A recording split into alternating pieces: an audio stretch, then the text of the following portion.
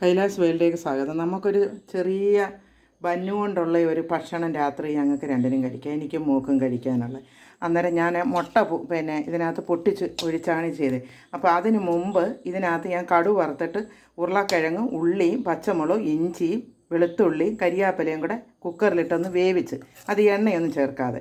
പിന്നെ ഇതിൻ്റെ ചേർത്ത് അരപ്പെന്ന് പറഞ്ഞാൽ നമ്മുടെ ശകേല നല്ല മുളക്, ഒരു ശകേല മുളക് പൊടി, ഇച്ചിരി മസാലപ്പൊടി, മഞ്ഞൾ, ഉപ്പ് എല്ലാം കൂടി ഇട്ട് കടുക് വറുത്ത് അതിനകത്തോട്ട് ഈ കുക്കറിനകത്ത് വേവിച്ച ഗ്രേവി ഇങ്ങനെ ഒന്ന് വഴറ്റിയെടുത്തിട്ട്, പിന്നെ നമ്മുടെ കടുക് വറുത്ത് ഇതെല്ലാം മൂന്ന് മുട്ട ഇങ്ങനെ ഇതെല്ലാം ഇതിനകത്തിട്ട് വഴറ്റിയതിന് ശേഷം നടുക്കോട്ട് ഈ മുട്ട 3 വെച്ചിട്ട് ഇങ്ങനെ ചിക്കി തോത്തി, അങ്ങനെ മുട്ടയുടെ ഒരു ബജ്ജിയെന്ന് പറയാം.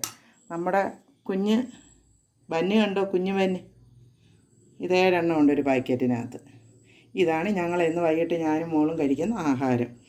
അപ്പം നിങ്ങളും ഇതുപോലൊക്കെ ചെയ്യുക. നമുക്ക് ചുമ്മാതെ ബന്ന് തിന്നാൻ കൊള്ളത്തില്ല. അപ്പോൾ ഇതുപോലൊക്കെ ഒന്ന് ചെയ്യുക.